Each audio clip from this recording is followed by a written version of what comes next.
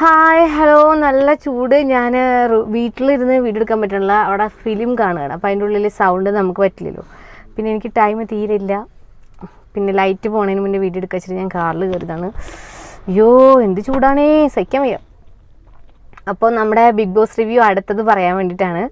ഞാൻ ലാസ്റ്റ് പറഞ്ഞില്ലേ, അതിന് ശേഷം ഞാൻ കുറേ കുത്തിരുന്ന് കണ്ടില്ല, ബോറിംഗ് ആയിട്ട് ഫീൽ ചെയ്തു. എനിക്ക് ആകെ ഒരു കണ്ടൻറ്റായിട്ട് പറയാനുള്ളത് ജാൻമണി ചെറുതായിട്ട് ജാൻമണിയായിട്ട് എന്തോ ഒരു ഇഷ്യൂ ഉണ്ടായി. ഒരു മോർണിംഗ് ടാസ്കിൽ ജാൻമണി എന്താ പറയുക, റിയൽ അല്ല ഫേക്ക് ആണെന്ന് ഗബ്രി എന്തോ പറയുണ്ടായി. അപ്പോൾ ഗബ്രി ആ പറഞ്ഞത് ഇഷ്ടപ്പെടാണ്ട് ജാൻമണി നേരെ ഞാൻ പറയാൻ BB6 റിവ്യൂ ആണ് വരുന്നത് കേട്ടോ. അപ്പോൾ എന്താ പറയണമെന്ന് വിചാരിക്കണ്ട. അപ്പോൾ ജാൻമണി കുറേ ആക്ഷൻസ് കാണിക്കും. പക്ഷേ ജാൻമണിക്ക് ശരിക്കും പറഞ്ഞാൽ അങ്ങനെയൊന്നും കാണിക്കാൻ അറിയില്ല. അതൊക്കെ ജാൻമണി ഓരോരുത്തർ ചെയ്യുന്നത് കണ്ടിട്ട് കോപ്പി ചെയ്യുന്ന പോലെയാണ് എനിക്ക് ഫീൽ ചെയ്തത്. ജാൻമണി ശരിക്കും പറഞ്ഞാൽ ഭയങ്കര നിഷ്കുമായിട്ടൊരു ക്യാരക്ടറായിട്ട് എനിക്ക് ഫീൽ ചെയ്യണത്. പാവമാണെന്ന് എനിക്ക് തോന്നുന്നത്. പിന്നെ അതൊക്കെ ചെയ്യണം, അതൊരു കണ്ടന്റ് ആണെന്ന് മനസ്സിലുള്ളത് കൊണ്ട് അത് വെച്ച് ചെയ്യണം, അങ്ങനെ എനിക്ക് ഫീൽ ചെയ്തത്. അതുകൊണ്ട് നമുക്ക് കുറേ നേരം അങ്ങനെ വലിയ ഇൻട്രസ്റ്റിംഗ് ആയിട്ട് ഫീൽ ചെയ്തില്ല. പിന്നെ എന്താ പറയുക, പക്ഷേ അതിലൊരു പോയിന്റ് ജാൻമണി പറയുന്നുണ്ട്. എന്താ പറയുക, ഗബ്രി ജാൻമണി എടുത്ത് ഗബ്രിയുടെ അണ്ടർ ഗാർമെൻറ്റ്സ് കഴുകാൻ പറഞ്ഞു എന്നൊരു സംഭവം ജാൻമണി ഒരു സാധനം അവിടെ ഇട്ടുണ്ട്. പിന്നെ ജാൻമണി അത് സീരിയസ് ആക്കി എടുത്തിട്ടില്ല. ആരും കൊണ്ട് ജിൻഡോ കുറേ ചോദിക്കുന്നുണ്ട്, അങ്ങനെ പറഞ്ഞു ചോദിക്കുന്നുണ്ട്, പറഞ്ഞു എന്നും പറയുന്നുണ്ട്. എന്നാൽ അത് ഗബ്രിയോട് പോയി ചോദിക്കാൻ സമ്മതിക്കണമില്ല കേട്ടോ. ചൂട് ഗബ്രിയോട് പോയി ചോദിക്കാനും സമ്മതിക്കണില്ല. അപ്പോൾ അതാണ് അതിലാകൊരു വിഷയമായിട്ട് കണ്ടത്. പിന്നെ ഇപ്പോൾ എനിക്ക് ഏറ്റവും ഭയങ്കര ഇഷ്ടപ്പെട്ടൊരു എപ്പിസോഡായിട്ടോ ഇപ്രാവശ്യത്തെ ലാലേട്ടൻ്റെ എപ്പിസോഡ്, സാറ്റർഡേയിലെ എപ്പിസോഡ് അടിപൊളിയായി. എല്ലാ പോയിന്റും ടച്ച് ചെയ്തു. പിന്നെ ഒരു കാര്യം എന്താണെന്ന് വെച്ച് കഴിഞ്ഞാൽ, ചില ആൾക്കാരങ്ങനെ അവരുടെ ക്യാരക്ടർ ഇങ്ങനെ ചില സ്ഥലങ്ങൾ എവിടെ ആർക്ക് റെസ്പെക്റ്റ് കൊടുക്കണം, ആർക്ക് റെസ്പെക്ട് ഒന്നുമില്ലാതെ എനിക്ക് എല്ലാം ഞാൻ തികഞ്ഞതാണ് പറയാതിരിക്കാൻ വയ്യ, അങ്ങനത്തെ ഒരു ഭാവം ചിലർക്കുണ്ടാവും. എനിക്ക് സത്യം പറഞ്ഞാൽ ഇത്രയും വലിയൊരു മനുഷ്യൻ ആ പ്രോഗ്രാം നടത്തുന്നത്, ആ പ്രോഗ്രാമിൻ്റെ മെയിൻ ആയിട്ടുള്ള ആൾ ഇതാണെന്നും ആളോട് ഇങ്ങനെയാണ് സംസാരിക്കേണ്ടതെന്നും ആൾ ഇന്നൊരു സ്റ്റോപ്പ് പറഞ്ഞാൽ അത് സ്റ്റോപ്പ് ചെയ്ത് അവിടെ നിൽക്കണം എന്ന് പോലുള്ള അത്രയും മര്യാദ പോലും കാണിക്കാതെ ഈ ലാലേട്ടൻ്റെ എപ്പിസോഡിൽ ബിഹേവ് ചെയ്ത് ജാസ്മിനും റെസ്ലിനും നമുക്ക് ഒട്ടും ഉൾക്കൊള്ളാൻ പറ്റിയില്ല. ഇപ്പം ഞാനിപ്പോൾ ഒരു ലാലേട്ടൻ ഫാനൊന്നുമല്ല. ഞാൻ എല്ലാ സിനിമയും എനിക്ക് ഇഷ്ടപ്പെട്ട സിനിമയൊക്കെ കാണും. എന്ന് വെച്ചാൽ ഒരു നടനെ വെച്ചിട്ട് ഞാൻ സിനിമ കാണുന്ന ഒരാളാണ്. പക്ഷേ ആ പ്രോഗ്രാമിൻ്റെ മെയിൻ ആയിട്ടുള്ള ഒരു പൊസിഷനിൽ നിൽക്കുന്നൊരു മനുഷ്യൻ ഇത്രയും നമ്മൾ പറയേണ്ട ആവശ്യമില്ലല്ലോ, ആൾക്ക് റെസ്പെക്റ്റ് കൊടുക്കണം എന്നുള്ള നമ്മൾ പറയേണ്ട ആവശ്യമില്ല. ഓട്ടോമാറ്റിക്കായിട്ട് അങ്ങനെ ഒരു പേഴ്സണെ കാണുമ്പോൾ നമ്മൾ റെസ്പെക്റ്റ് നമ്മൾ ഓൾറെഡി വരും. അങ്ങനത്തെ ഒരു സിറ്റുവേഷൻ, അങ്ങനത്തെ റെസ്പെക്റ്റ് നമുക്ക് വരണം. അപ്പോൾ ആ പ്രോഗ്രാമിൽ ലാലേട്ടൻ വന്ന് നിന്നിട്ട് ചോദിക്കുമ്പോൾ ജാസ്മിൻ്റെയൊക്കെ മുഖം പോണത് കാണണം. എന്തത് അതിനകത്ത് കോമഡി തന്നെ. അതിനകത്ത് ജിൻഡോ ഇതിൽ പറയുന്നുണ്ട്, ഹൗസിൽ പറഞ്ഞിട്ടുണ്ടായിരുന്നു ജിൻഡോ ഉറങ്ങിയെന്ന് എല്ലാവരും പറയുമ്പോൾ ജിൻഡോ പറയും ഞാൻ ഉറങ്ങിയിട്ടില്ല, ഞാൻ ദേ ഇവിടെ ഇങ്ങനെ വെറുതെ കിടന്നാണെന്നൊക്കെ പറയുന്നുണ്ടായിരുന്നു. അപ്പോൾ ലാലേട്ടൻ അത് പൊളിച്ച് കൈ കൊടുത്തു, വന്നിട്ട് കാണിച്ചു കൊടുത്തു. ലാലേട്ടൻ വന്നിട്ട് പറഞ്ഞതാ സീന് കാണിച്ചു കൊടുത്തു. ഏത് ജിൻഡോ പിന്നെ സിഗരറ്റ് വലിക്കുന്ന റൂമിലേക്ക് ഒന്ന് ജിൻഡോയുടെ വിചാരം അവിടെ മുകളിൽ ക്യാമറ ഇല്ല എന്നാന്ന് വിചാരിച്ചിട്ട് പുള്ളി തല അങ്ങോട്ട് വെച്ചിട്ട് കൂർക്കം വലിച്ചിറങ്ങുക. പട്ടി കുറച്ചുടനെ പുള്ളി ജിൻഡോ ചാടി എണീറ്റിട്ട് പറയുന്നത് ഞാൻ ഉറങ്ങിയിട്ടില്ല എന്ന്. എന്നിട്ട് ബാക്കിയുള്ളവരടുത്ത് ഒന്നും സമ്മതിച്ചു വരുന്നില്ല. അങ്ങനെ നോക്കുമ്പം അപ്പോൾ ബിഗ് ബോസ് എന്ത് ചെയ്തു, ഈ ലാലേട്ടൻ വന്നപ്പോൾ ജിൻഡോ ഉറങ്ങിയ സീനെല്ലാം ഓരോന്നായിട്ട് കാണിച്ചു. അപ്പോൾ ജിൻഡോയ്ക്കും ഏകദേശം ജിൻഡോയ്ക്ക് കാര്യം പിടിട്ടി. അത് കഴിഞ്ഞപ്പോൾ എല്ലാവരും കൈയടിക്കുകയാണ്, ജിൻഡോയുടെ കളത്തിലും പൊളിഞ്ഞു എന്നുള്ള രീതിയിൽ കൈയടിച്ച് അങ്ങോട്ട് തീർന്നതും. ജാസ്മിൻ മൈക്ക് എന്താ ഉപയോഗിക്കാത്തത്? അപ്പോൾ ജാസ്മിൻ 1-2 വട്ടം മൈക്ക് ഞാൻ ഫുൾ ആക്ടിങ് ആയിട്ട് ഫീൽ ചെയ്യുന്നു കേട്ടോ. നമുക്ക് ജനുവനായിട്ട് തോന്നണില്ല, എന്താണെന്നറിയില്ല, ആ സംസാരമൊക്കെ ഒരു ആക്ടിങ് ഫീൽ ചെയ്യുക. അപ്പോൾ അത് ഓരോരുത്തരുടെ രീതിയാണ്, എന്നാലും നമുക്ക് ഫീൽ ചെയ്ത് പറയാമല്ലോ, നമ്മൾ റിവ്യൂ ചെയ്യുമ്പോൾ പറയാമല്ലോ. അപ്പോൾ ജാസ്മിൻ പറഞ്ഞപ്പം പിന്നെ ജാസ്മിൻ്റെ കുറേ മൈക്കിടാത്ത കുറേ ജാസ്മിൻ മൈക്കിടൂ എന്ന് കുറേ സാധനം കണ്ടു. അപ്പോൾ ഒന്നും ബാക്കിയുള്ളവർക്കൊരു പ്രശ്നമില്ല കേട്ടോ, ബാക്കിയുള്ളവർ പ്രത്യേകിച്ചൊന്നും പ്രതികരിച്ചൊന്നുമില്ല. അപ്പോൾ അത് ലക്ഷറി പോയിന്റ്, അവരുടെ ബഡ്ജറ്റ്, വീക്ക്ലി ബഡ്ജറ്റിൽ നിന്ന് അവർക്ക് ഇതൊരു ഇത്ര പോയിന്റ് ഉണ്ടാവില്ല, ആ പോയിന്റിൽ അവർക്ക് ഫുഡിനൊക്കെ ഉള്ളത് മേടിക്കാൻ പറ്റും. അപ്പോൾ അതൊന്നും കുറയുന്നു കണ്ടപ്പോൾ അപ്സര ഇവർ കാരണം അതൊന്നും കുറയും കഷ്ടം എന്നുള്ളൊരു എക്സ്പ്രഷൻ അപ്സരയുടെ മുഖത്ത് വന്നു കേട്ടോ.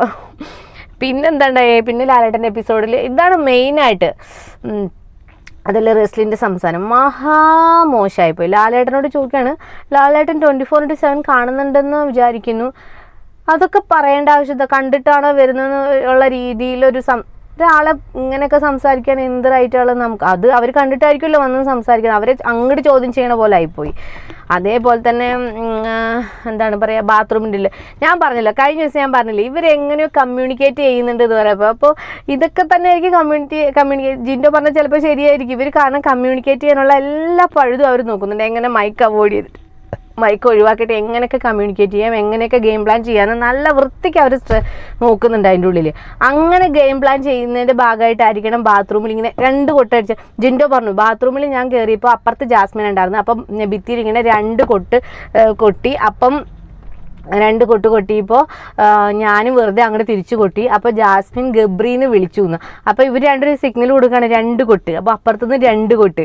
അപ്പോൾ സിഗ്നലായപ്പോൾ അപ്പോൾ അവർക്ക് അവിടെ നിന്ന് സംസാരിക്കാം, നമുക്കിനി എങ്ങനെ ഗെയിം പ്ലാൻ ചെയ്യണം, ആരെ ഫോക്കസ് ചെയ്യണം, ആരെ ടാർഗറ്റ് ചെയ്യണം, അതിനെന്ത് ചെയ്യണം, പ്രവോക്ക് ചെയ്യണം, എന്തൊക്കെ കാര്യങ്ങൾ അവർക്ക് ഡിസ്കസ് ചെയ്യാം.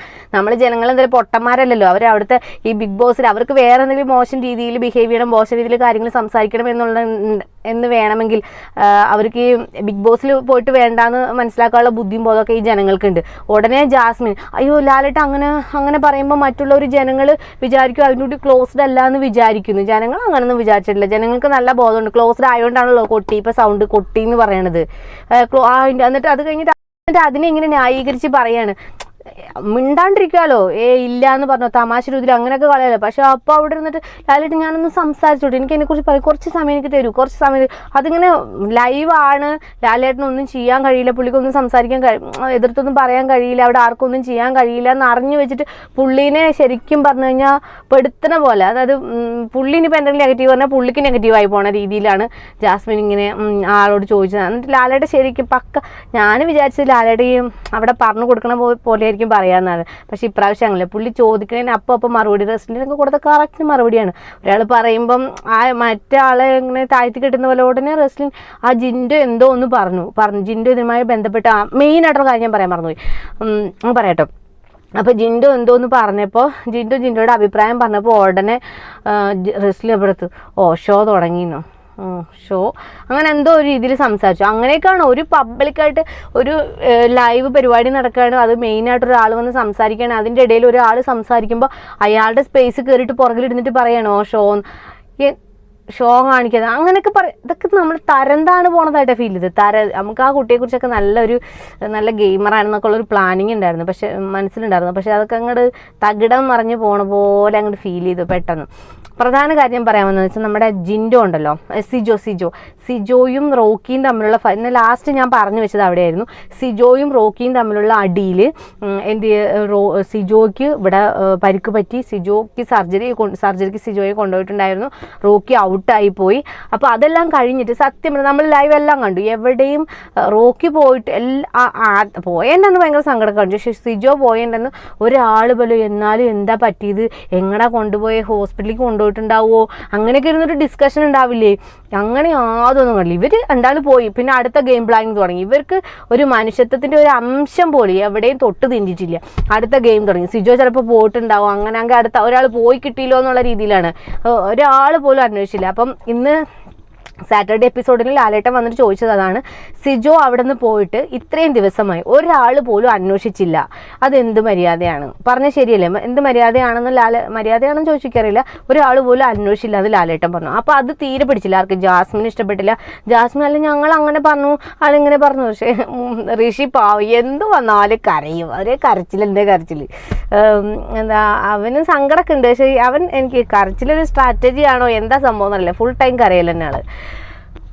അപ്പം അതാണ് ഞാൻ പറഞ്ഞ മെയിൻ സംഭവം. സിജു ഒരാൾ കൂടെ ഉണ്ടായിരുന്ന ഒരാൾക്ക് പരിക്ക് പറ്റി ഹോസ്പിറ്റലൈസ്ഡ് ആണെന്ന് അവിടെ പറഞ്ഞത്, സർജറി എന്ന് പറഞ്ഞിട്ടില്ല. എന്നാലും ഹോസ്പിറ്റലൈസ്ഡ് ആയ ഒരാൾ എന്തുകൊണ്ട് തിരിച്ചു വന്നില്ല എന്നൊരു അന്വേഷണം ഉണ്ടാവില്ലേ? അങ്ങനെ ഒരാൾ പോലും അന്വേഷിച്ചില്ല എന്നുള്ളത്. അതാണ് ലാലേട്ടൻ പറഞ്ഞത്. പിന്നെ അതിനെ ന്യായീകരിക്കാൻ ശ്രമിക്കുന്നു.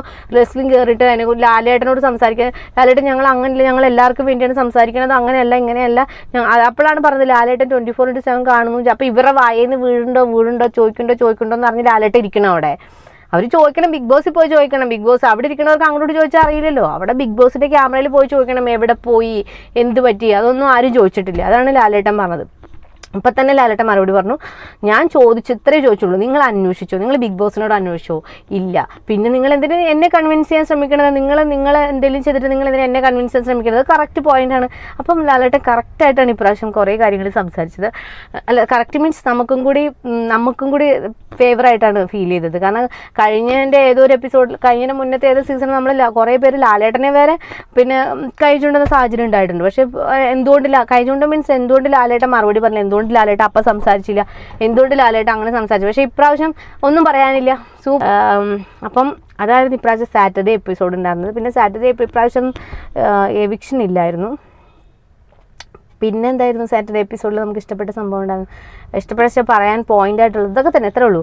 ജാസ്മിൻ പിന്നെ മെയിനായിട്ട് അതായത് ലാലേട്ടൻ ജാസ്മിനോട് പറഞ്ഞു, ജാസ്മിൻ സംസാരിച്ച സംഗതി വഷളാക്കിക്കൊണ്ടിരിക്കുക. അപ്പോൾ ലാലേട്ടൻ പറഞ്ഞു, ജാസ്മിൻ ആ വിഷയമൊക്കെ മോശം കാര്യങ്ങളായിട്ട് പോവും, സംസാരം കടന്നു പോവും, അതുകൊണ്ട് അവിടെ ഇരിക്കുന്നത്. കാരണം ലാലേട്ടനെ ഓവർടേക്ക് ചെയ്ത് സംസാരിക്കണം, അപ്പോൾ അതൊരാൾ വിട്ടുകൊടുക്കുമോ? അപ്പോൾ ഇരിക്കാൻ പറയാനുള്ള അവകാശം ലാലേട്ടനുണ്ടല്ലോ. അവിടെ ഇരിക്കും മതി പറഞ്ഞത് എന്നുള്ള രീതി, മതി പറഞ്ഞില്ല, മതി അത്ര, ആ വിഷയം കൂടുതൽ നീട്ടി കൊണ്ടുപോകണ്ട, വഴക്കിലേക്ക് കൊണ്ടുപോകണ്ട, ലാലേട്ടനോട് വരെ സംസാരിക്കുന്ന രീതി ശരിയായില്ല എന്ന് തോന്നിയപ്പോൾ ഇരിക്കാൻ പറഞ്ഞ് അതെല്ലാം കഴിഞ്ഞപ്പം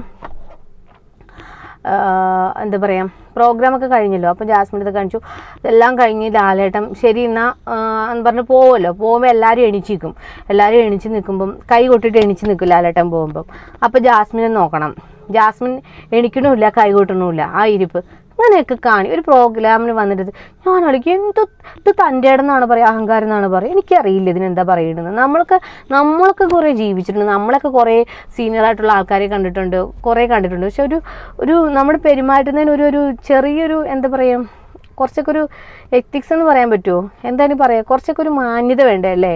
ഇത്രയും വലിയൊരു പ്രോഗ്രാമിൽ വന്നിരുന്നിട്ട് ഇങ്ങനെയൊക്കെ അദ്ദേഹത്തെ കൂടി ആക്ഷേപിക്കുന്ന വിധത്തിൽ എനിക്ക് ഉൾക്കൊള്ളാൻ പറ്റിയില്ല, എനിക്ക് ഇഷ്ടപ്പെടില്ല. ചിലപ്പോൾ അതിന് കുറച്ച് മറുപുറം ചിലപ്പോൾ പറയാനുണ്ടാവും ആൾക്കാർക്ക്, പക്ഷെ എനിക്ക് ഫീൽ ചെയ്ത കാര്യമാണ് ഞാൻ പറയണത് കേട്ടോ. അപ്പം കഴിഞ്ഞ ദിവസത്തെ എൻ്റെ റിവ്യൂ ഇതാണ്. ബൈ.